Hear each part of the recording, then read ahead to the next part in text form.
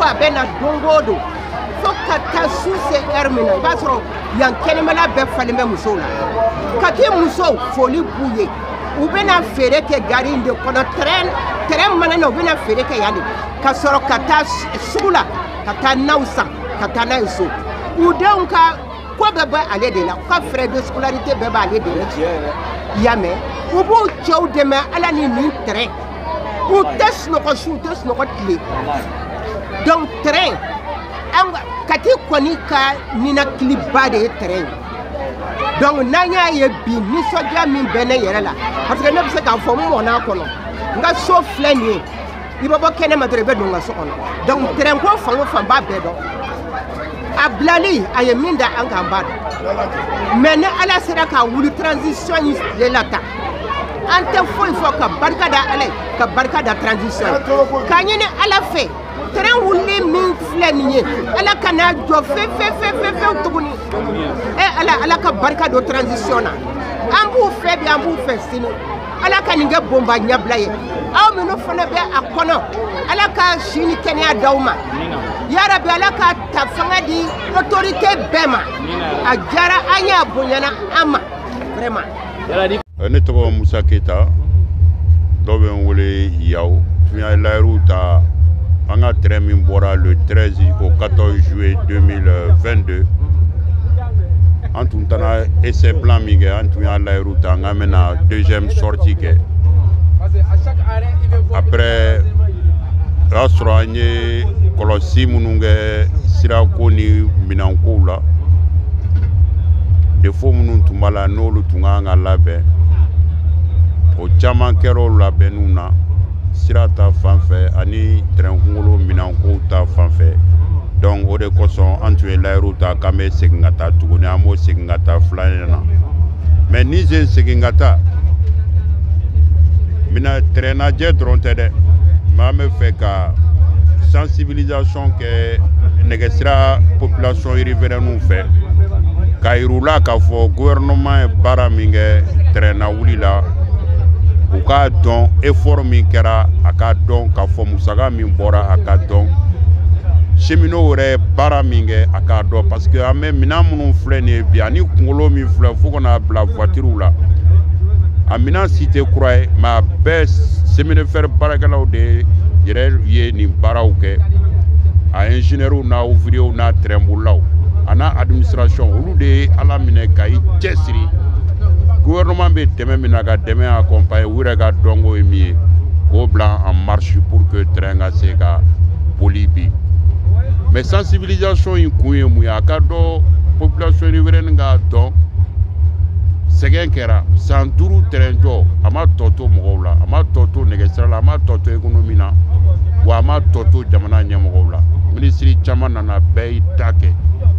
mais ka risque ta ka ko engagé o daminɛna transition in de kɔnɔ o kuma fɔlɔ ne ni jɔɲɔgɔn filɛ ɲɔgɔn kɛrɛfɛ anw de kuma fɔlɔ kɛra sababu ye ka taa jamana transition président na sigi depuis u na san kuma kabi bandaw mana fanga la an y'a sigi ka taa makasi baara minnu kan ka kɛ chemin de fer pour que terrain ka wuli degun minnu bɛ yan pour que terrain ka wuli anw de taara o makisi kɛ son excellence Assimi ye kabi u ka coup d'état fɔlɔ dugusɛjɛ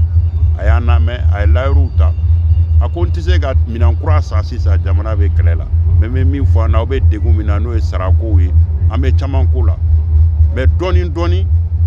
an bɛ terrain na wuli ni ala sɔnna ma yan transition ka ban an bɛna to bonya de ɲɛfɔ chemin de fer nɛgɛsira sigibagaw ye n'a bɛ f'u ma population riveraine u k'a dɔn nafolo min donna nin minɛn na nafolo denni tɛ baara min donna nin na nɛgɛ terrain lawulili hami na a kɛra baaraba ye donc an bɛɛ ka jɛ ka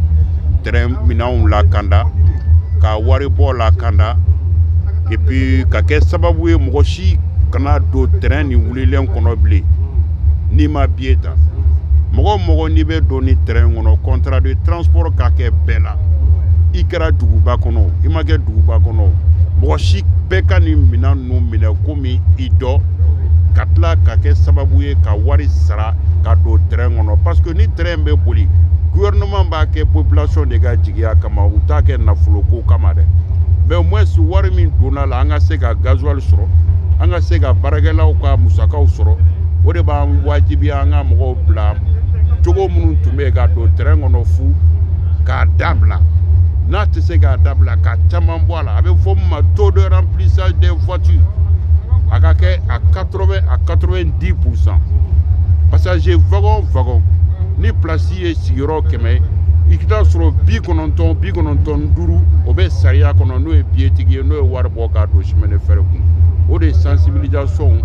an bɛn'o ta k'o da nɛgɛsira mɔgɔw fana tulo kan pour que an ka fanga fara ɲɔgɔn kan nin ko in ka kɛ nin sen ko barikama ye a kana kɛ komi dolo kujan ka wuli dɔrɔn ka bin an bɛ fɛ nin sen a wulilen min filɛ a kana jɔ bilen gouvernement kelen tɛ se o la o tɛ se ka taa ni population riveraine tɛ a tɛ se ka taa ni chemin de fer baarakɛlaw yɛrɛ tɛ. Fantasia Traoré ka bɔ Mayina an bɛ Ala fo Ala mun sɔnna ka bi jira an na an bɛ sɔli k'a ka ciden kan kisi ni nɛɛma b'a ye an bɛ autorité de la transition fo an bɛ riverain bɛɛ lajɛlen fo anw de ye riverainw ye dugu 31 mun sigilen bɛ Arahira la ni sigikun wɛrɛ t'an na ni terrain ka bolibolili tɛ anw de y'o mɔgɔw ye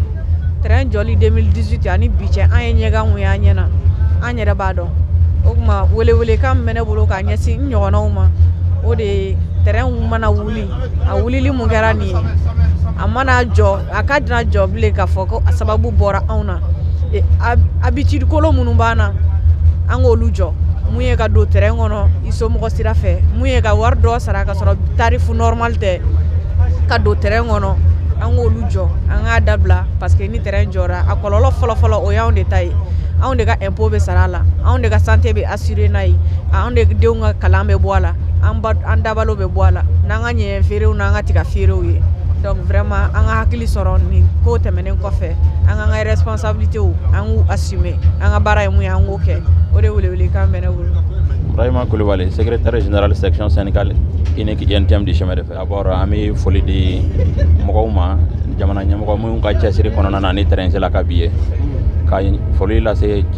lafasalitɔnw ma min y'u cɛsiri nin wagati kɔnɔna na ɲɛmɔgɔ kɛrɛfɛ pour que bidenw ka se ka ye donc an baarakɛɲɔgɔn an b'a fɔ sisan tɔw y'u ka kɛta kɛ a tɔ ye anw ka kɛta ye quoi an mago tun bɛ baarakɛminɛ na baarakɛminɛ fɛ la an ka client an bɛ min ɲɛfɔ ye an k'a dɔn k'a fɔ an n'olu de ja ye terrain ye c'est que yasir terrain bɛ bolila client de kama ne y'a ye bɛ terrain boli ka bɔ Bamakɔ ka taa Kayi terrain de bɛ ka minɛnw bɛ taa la client de bɛ don a kɔnɔ donc terrain fana ka jɔ a kolo la a bɛ dépend client de la client ka billet tacogo ɲuman client ka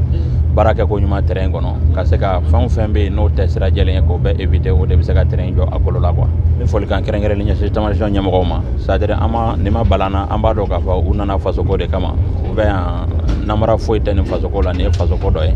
donc nin wagati gɛlɛn na ka se ka geste kɛ secteur min ye vraiment c'est à saluer an b'u waleɲuman dɔn an b'a fɔ olu y'u ka kɛta kɛ a tɔ ye an cheminots ka kɛta ye. Issa Diawara don jɛkulu min na bɛ fɔ ma ko collectif Sauvons les rails n'o ɲɛmɔgɔ ye donc k'a fɔ mɔgɔw ma dɔrɔn u kana train domaine occupé quoi ka na so jɔ fo rail kɛrɛfɛla la ou bien ka train traverse ni fɛn ninnu ta olu ka dabila ensuite train bɛ ka bɔ n'a bɔra ta bɛɛ ka to ka billet ta quoi donc bɛɛ ka billet ta cogo min na an tɛ ala deli a la mais hali ni ba bɛ ja a tugu kana sigi jitala kun donc an ka kɛ fasoden ɲuman ye halisa an ka waleya quoi an bɛ ɲɛmɔgɔw deli u bɛ se fɛn o fɛn na u ka kɛ ala kama train kana jɔ bilen parce que train kɔlɔlɔ tɛ se ka ɲɛfɔ quoi furu caman parce que ni sɔrɔ dɔgɔyara hali banabagatɔ dɔ tɛ se ka évacuer bilen donc ni train t'an ka yɔrɔ c'est vraiment enclavé donc ɲɛmɔgɔ bɛ se ka fɛn o fɛn kɛ an b'u deli train kana se ka jɔ bilen quoi ka foli lase bɛɛ ma ka foli lase maliyɛnw ma k'a fɔ ko nin y'olu bɛɛ ka duwawu ye donc u ka an dɛmɛ halisa n ye peut-être train kelen de wulitɔ fila ni kunkolo fila mais n'ala sɔnna san wɛrɛ k'a sɔrɔ kunkolo a kɛra peut-être fo 10 ɲɔgɔnna ye.